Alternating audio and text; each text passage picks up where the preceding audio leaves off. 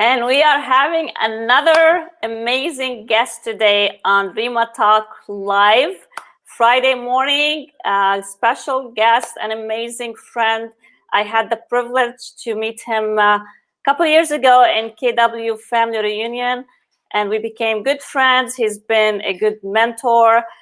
We mastermind together, and wanted to introduce you to Ryan Loeding from Phoenix, Arizona. Thank you so much for being here, Ryan. Thank you so much for the invite. You are so welcome. I'm so excited. And I know you are all by yourself. You do it all by yourself. We had another guest, Sahar, which we're mutual friend with last week. And she's a solo agent as well. And with guys, your production and the amount of business that you guys do, it's just phenomenal to see. So take us a little bit, first of all, your background.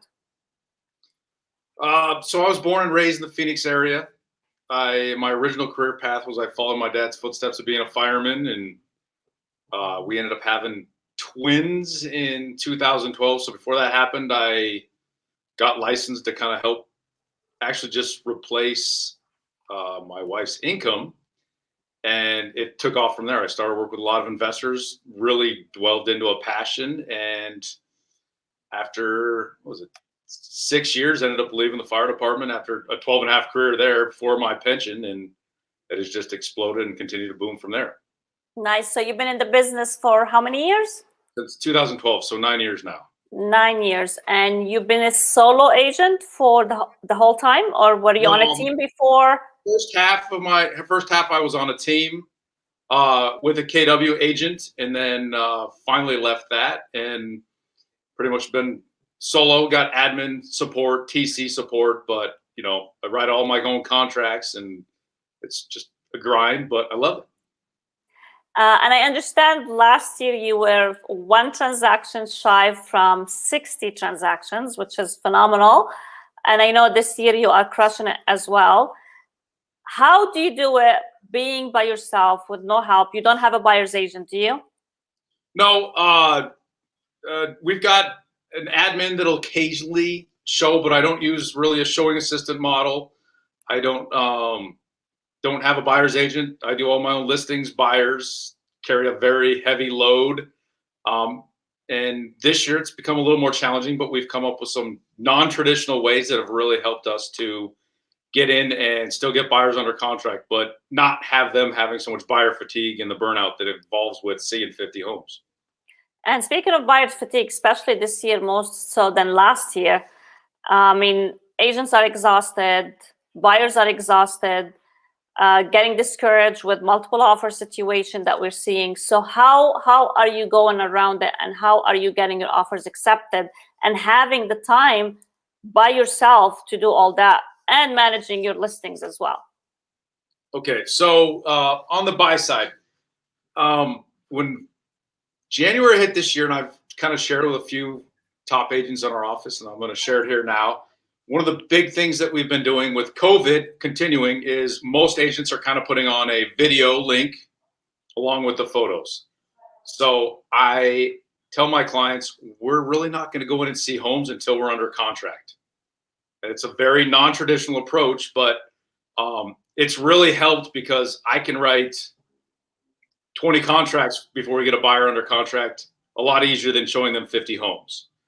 Usually the pictures are a very good representation. When I do my listings, I hire a professional photographer. We come in and do a very accurate representation of our listings. So once we do get our buyers under contract, within that first 24 hours, one of the 3 of us, that either our TC assistant or myself, we will get in if they're personally local, but we do a lot of relocation with agent-to-agent referrals across the country. So we will get in with FaceTime, myself, a family or friend if they have it here, or like I said, I'll just go in and video the house, a bunch of 30-second clips. That way they can review it, and we get on a FaceTime or Google Hangout, or we've done Facebook Messenger, but just a way that we can get a lot of eyes on for a husband, wife, or if it's just a solo buyer to see the property.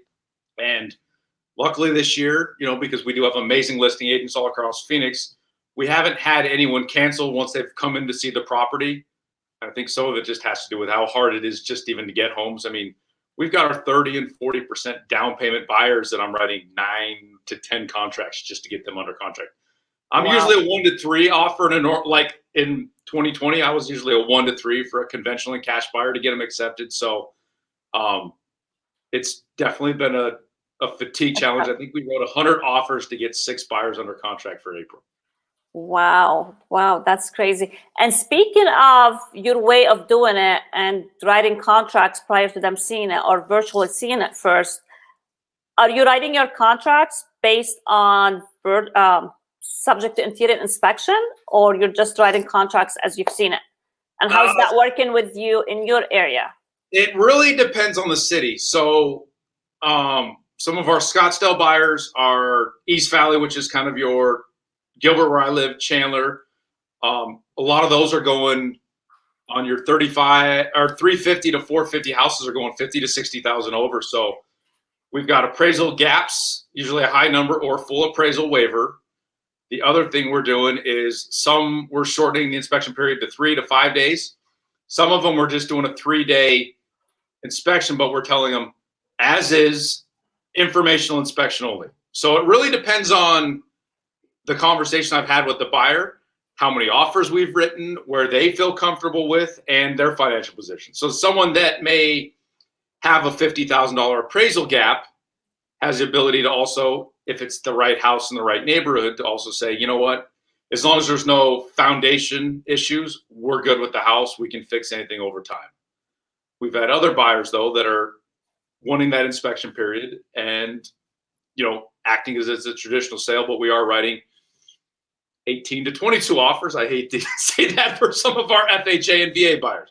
We still are getting them under contract, but it is just taking a lot more offers. And that's why, related to kind of that buyer fatigue, that's why we've just been, I don't want people falling in love with a house until they actually get to see it on a FaceTime when they've had an accepted contract. Right, right. And what would you say your average percentage buyers versus sellers right now? This year's actually been better. We've been a 50-50. Usually I'm about a 60-40 buyers to sellers, but this year I think there are, I got a phone call this morning. I got a referral off of Bold, KW Bold page, and it was a investor that's going to be selling. I think there are a lot of investors that may have bought in the last crash that, yes, our market is still predicted to go up 20 to 30%, but they're like, you know what, maybe this is the time to cash out. And they may be going to finally buy that vacation home for themselves, or they may just be putting it into a retirement account. I've had one of my investors that we've done $1 million in transactions. We've done 4 or 5 as primary and 2 buy sells. We're getting ready to close on his second investment property on the sales side, and he's going to sit on the sidelines. I don't know if that's the right choice, but he wants to sit on the sideline and wait a little bit. I wish I had a crystal ball. I own 10 rental properties, because if I knew the market was going to be changing or flattening or decreasing, yes, I would do the same thing. But I think our lowest cap rate on any of our properties is 9%. So to me, I can't go park my money in the stock market and guarantee 9%. And along with that 7 to 10 appreciation and the fact that the Phoenix market goes up 7 to 10% in rental increases, I can't go park my money in the market and get 15%. So I'm a long-term hold, very much like you. We've had this conversation. You've holding your properties that are rentals, because at the end of the day, I call every one of my properties a mini pension. Right, right. And how do you see, is inventory increasing, decreasing? Is how are you seeing the activities now approaching, we're through spring and approaching summertime? Are you seeing any changes in the market whatsoever in the Phoenix, Arizona area? I haven't seen any at all. We've just continued actually to just keep decreasing in inventory, which makes it that much more tough.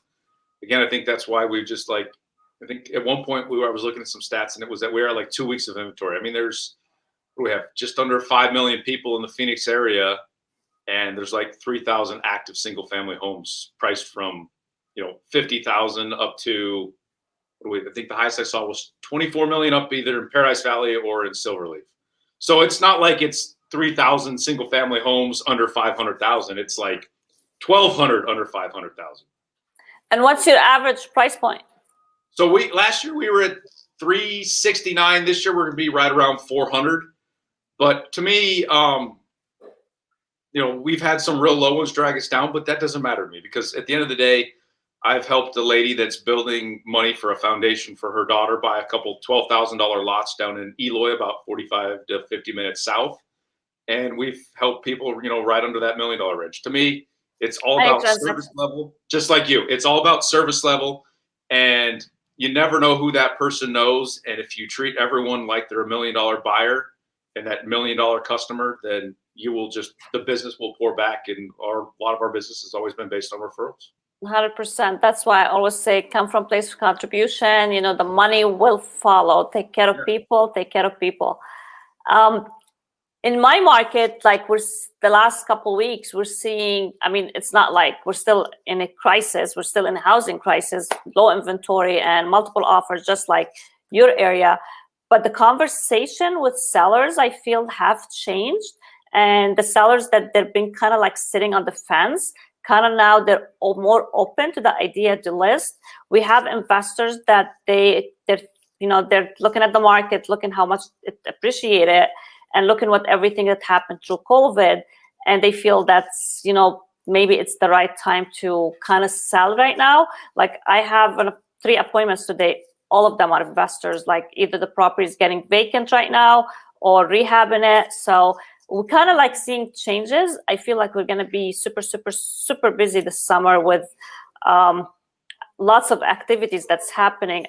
I mean, in my area, at least, I'm not seeing flooding in the market, but I think it's going to ease up a little bit. That's my opinion. And I don't know if you are seeing the same thing in your area. I haven't seen much of that, but the one thing I am seeing more of, and I had a guy, we wrote 3 last night, and he sent me another 4 this morning. He's one of my FHA buyers, and 3 of the 7 that he sent over, they were looking for a 60-day free lease back, and he's in short-term rentals at $3,600 a month, and he's like, I can't do that. So we are seeing the sellers just pushing in Phoenix, just pulling out as much as they can from buyers. And yes, those homes were in $250, and he's like, I can't afford to cover the mortgage for someone and cover my rent. I mean, that would have between his mortgage and his short-term rental. I mean, he's looking at $5,000 a month. He's like, I can't do that for 3 or 4 months, which I wouldn't do that. So got it. And what's your schedule like, Ryan? Closing all 60 transactions by yourself. How's your schedule like, and where does most of your business come from? So my schedule is pretty regimented. I try to put, kind of like Gary Keller always says, if it's not on your calendar, it doesn't exist. So I try to make sure that we schedule my workouts. We try to get in there our lead gen, which is calling back the clients we're working with, making sure they're on the calendar.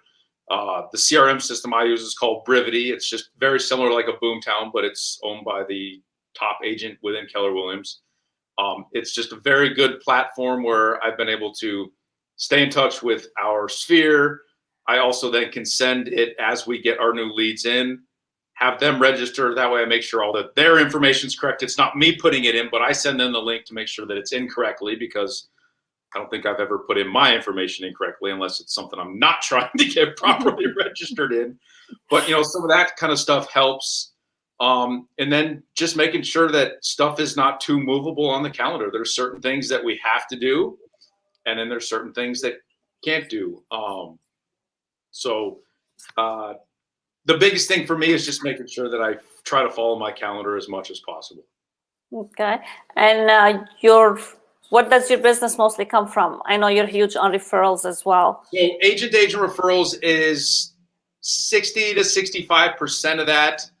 The other 25%, or actually so I get the other 35%. It kind of mixes up. It was probably more 25% last year of repeat clients of our own sphere referral. And then we've had a lot less investors, but usually about anywhere from 10 to 25% of my business is repeat investors or new investors.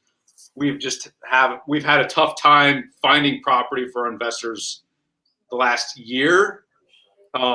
on and off market just because most people aren't selling to the wholesalers.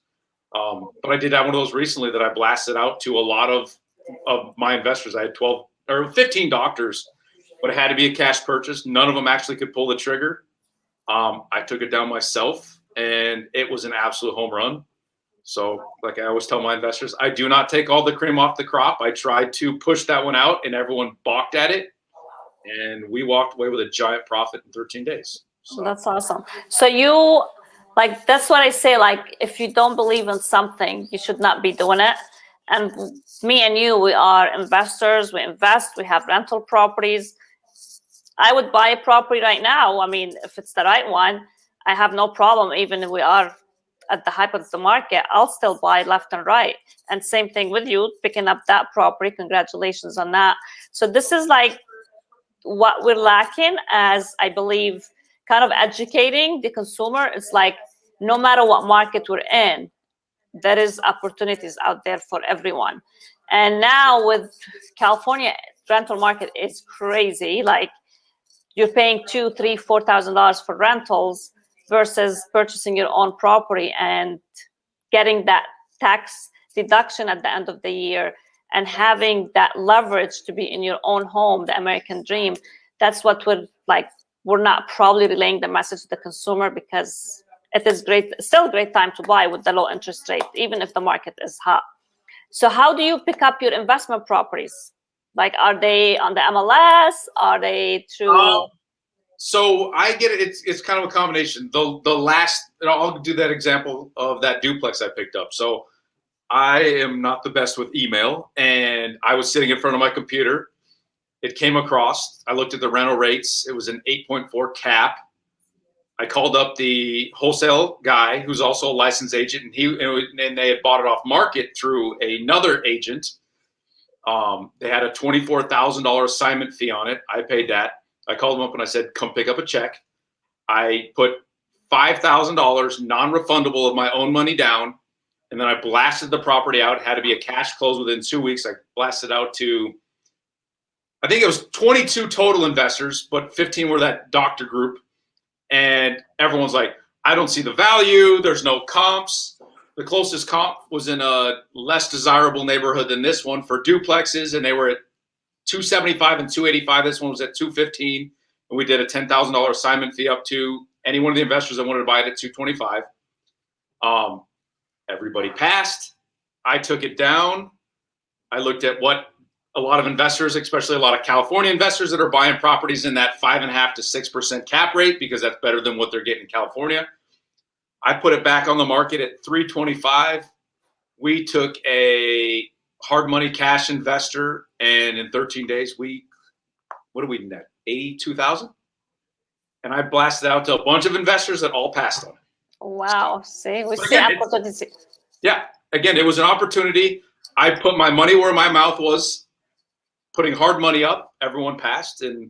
But the MLS has been really tough for the investors, because the duplexes, the triplexes, the fourplexes that a lot of our investors want to hit the market, even those are being swallowed up by cash investors, even if they're just getting 5% on their money on a cap rate and being bid up 30 to 40,000 higher, and waiving inspections. And yeah, actually the MLS has been tough on everyone, even traditional sale. Like, we're picking up deals off market, and we're matching our buyers and sellers with, off market deals left and right. We've done like maybe 4 or 5 deals the last 3 weeks just doing that. So we have to look, as agents in this competitive market, we have definitely to look outside the box to deliver the best product for our clients. And going back to the referrals, and we're both very high on relationships.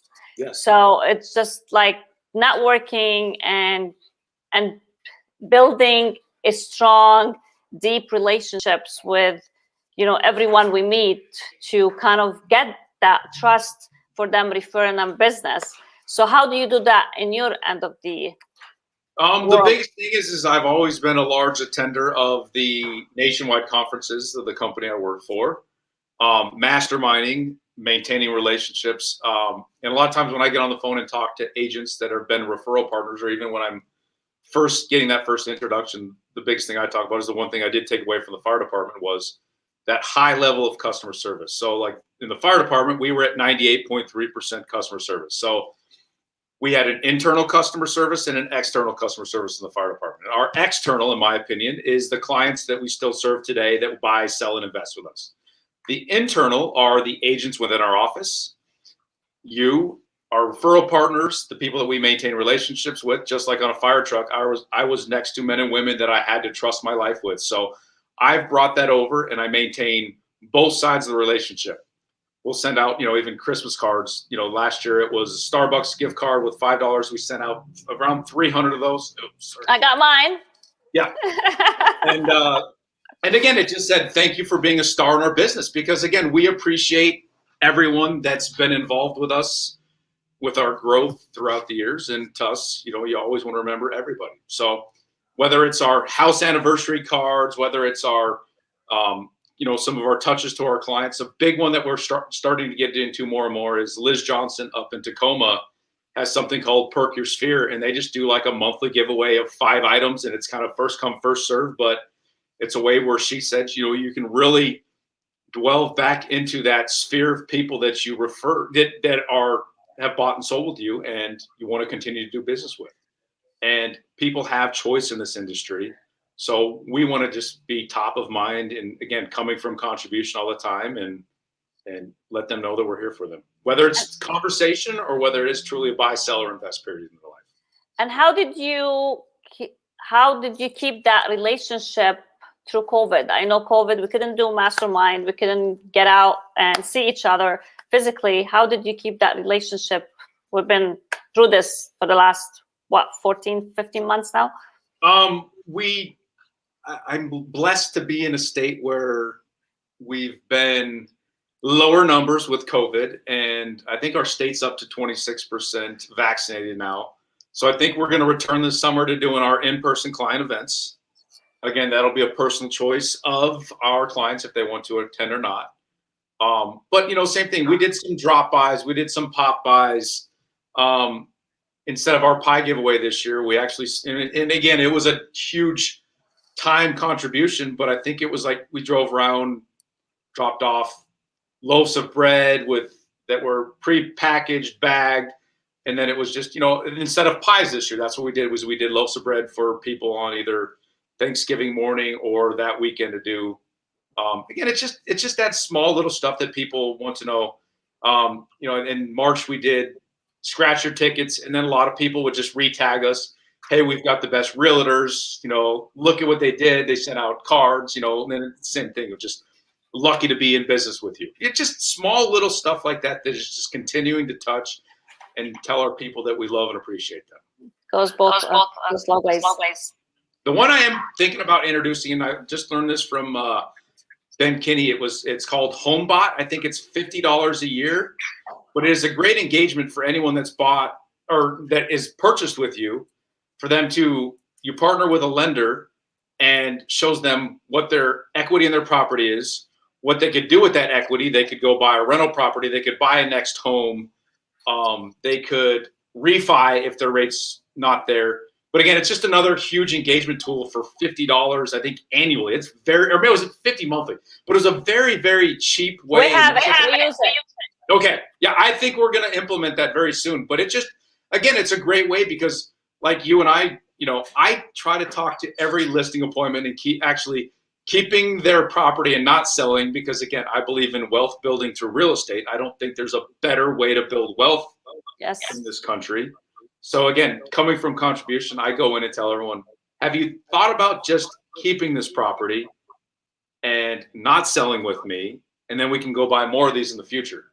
So, 90% of the people don't want to be property owners, don't want to be landlords, even if we introduce them to a property management company. But again, that is always my first contribution when we come into any listing appointment. Perfect. And where are your buyers coming from?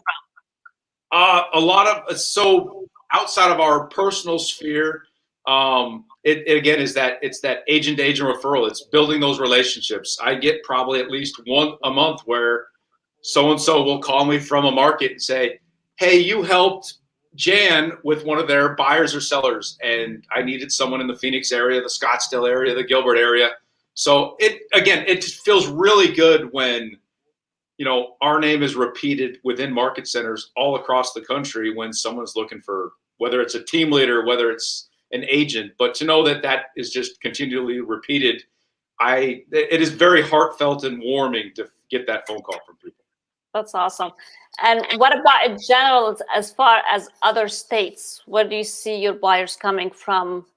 So I'm heavily from other states. I'm a big California's been half of them. I've gotten my other big feeder markets, Vegas for some reason. I think it's because it's the similar climate. We've had quite a bit of Washington buyers that are actually doing cash out refis and buying their VRBO properties in the Phoenix area because we're a huge, that winter spring market for rentals. The other big ones, Denver's been another one where people have cashed out and moved here. I think a lot of people see the weather of Denver and then they can't handle that it snows there 10 months a year in Denver. I mean, I have lots of friends up in Colorado Springs and Denver, and you'll see them posting in the first week of June and they get a freak 4-inch snowstorm that hits the city. So I've gotten quite a few people that were like, we wanted to escape the Phoenix heat and then realized they didn't want to escape it to 10 months of potential snow. Yeah. That's why I love California so much. It's like I don't see myself going anywhere. I just love the weather. Kansas City, and another big one, Atlanta's been a big one for us, the Atlanta area. But I'm a big tracker of that. And anyone can go to their local, commerce or, get in touch with the DMV, find out where the biggest states that driver's licenses are being, and then again, reach out, finding agents across the country from those areas. It does not matter what company you work for. It's all about, like we said, building relationships and maintaining that stuff. Yeah. And what about like new agents getting into today's real estate market? What advice would you have for them? The biggest thing I would say is kind of creating a schedule. You need to treat this as a business you're building. Don't act like the business is going to come to you, even though I've been in the business a long time and you have too. We are constantly lead generating. We are reaching out to our sphere. People have choices. You need to grind, create good habits from day one. I've told agents, especially new ones that I'm mentoring, that it's all about creating those good habits and lead generating. If you're not lead generating, you need to be going on appointments. If you're not going on an appointment, you need to be lead generating. So it is just making sure that you're filling your schedule with money producing activities because we are business owners. Right. And what would you say your highest generated activity that you would not go a day without doing it? Kind of because my phone is attached to me a lot. It is we do a lot of agent referrals and reaching out with what our lead generation source is for that. Perfect. And what's your goal for this year, Ryan?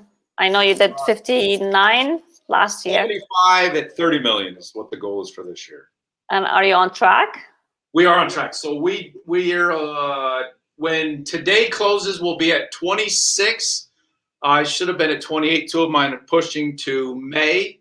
So if you do April at the month times 3 out, that'll actually put us 6 on ahead. So if we do see some up or down, at least we're 2 ahead of where our goal puts us for the year end right now. That's amazing, my friend. And what area do you service, just in case someone is hearing us today? I service all of the Phoenix area, which is Maricopa County, and then parts of Pinal County. So pretty much it's going to be Phoenix, Scottsdale, Chandler, Gilbert, Mesa, Tempe, Queen Creek, Santan, Apache Junction, and then as you go out west, where I've got 3 closings out there and a showing and a listing today. Surprise, Goodyear, Sun City, Avondale, Buckeye. I mean, the biggest thing is being born and raised here. I feel I've got a huge upper edge when people ask me about areas, what to eat, what to do. I've seen Phoenix go from the 1.5 million to the almost 6 million, 5-6 million that we're at now. Also going a little bit south of Phoenix, we own 9 rental doors in Casa Grande. So which is that Casa Grande, Maricopa, Coolidge. We're actually starting to get a lot of our buyers that just are starting to push, that 30 to 45 minutes south of the Phoenix area, just because there's a little bit less competition. They get a little bit more home if they're willing to drive. So that has been one of the pushers, especially for a lot of our VA and FHA buyers, because it's been so competitive.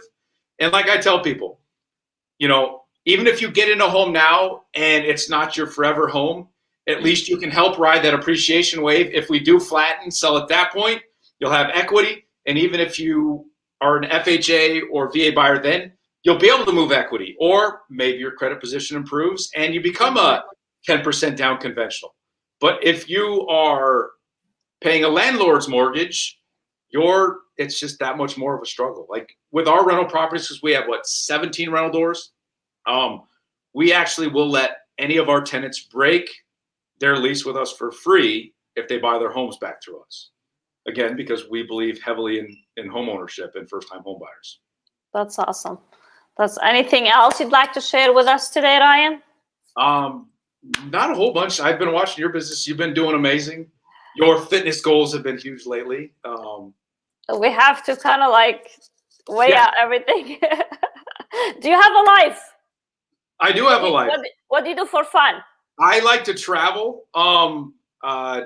Since life is high intense, I do 2 to 4 day travel stints. That's been my biggest resetter, because we still feel like we're always attached to our phone. But just getting out of town, doing a lot of just little travel trips, snowboarding, sitting on a beach and relaxing. That's kind of the stuff that I like to do. Play with my kids, take them out, and then teach my kids about wealth building and investments. That's one of my other huge passions. What are your hobbies? Snowboarding, wealth building, studying the stock market. Are you investing in stock? Yes, I still have a fairly good amount in stocks. I was actually on Gary Keller's mastermind the other day for top solo agents within KW, and they were talking about the individual stocks versus the index funds. So that was a super interesting conversation. But again, a majority of my money gets invested in real estate because I feel like I know that best, and I've never lost money on investment yet in real estate. So yeah, for me, it's like I don't know what I'm doing. I put it in there, and so like you said, we know more what we do in our daily life with real estate, and we know we're secure here. I think there's a reason stockbrokers put most of their money into investments, because they live and breathe that industry. I live and breathe in the real estate industry, and we see deals come across the plate. Well, actually, another one. One of my lead sources is we're buying one of our investment properties right now came in as a listing referral. And once we got in there, it is kind of a house that's trashed. The family is out of town. They didn't want to deal with it. So we kind of told them what our budget for rehab was. We even told them what our potential profit is. And we came up with a price that worked for the family. And we're purchasing that as one of our investment properties. So that one we'll rehab and put back on the market. And there's a very good chance that I end up putting one of my struggling FHA or VA buyers into it so that we can help fulfill the need of our clients. But I've even we had one of our referrals recently that I suggested, like with everyone, your best bet is to kind of go on the open market if your home is ready. They didn't want to deal with it with COVID. So we actually came in and we were going to buy their property. But I did finally convince her to put it on the market because I'm going to net her more than if she did sell it to me. But I let every one of our clients know in a listing appointment that we are investors ourselves if they do not want to go the open route. So that has been another lead generation source for my investors and my own investment portfolio. That's awesome. That's awesome. Well, you're doing amazing things, my friend. Congratulations on all your success. And thank you for being here with me today. I know Fridays, usually it's crazy day for us real estate agents. So I appreciate you. And thank you so much. Thank you very much for having me. I appreciate this. This was fun. Pleasure, Ryan. Thank you, and have a good day and good weekend. You have a good one. Bye-bye.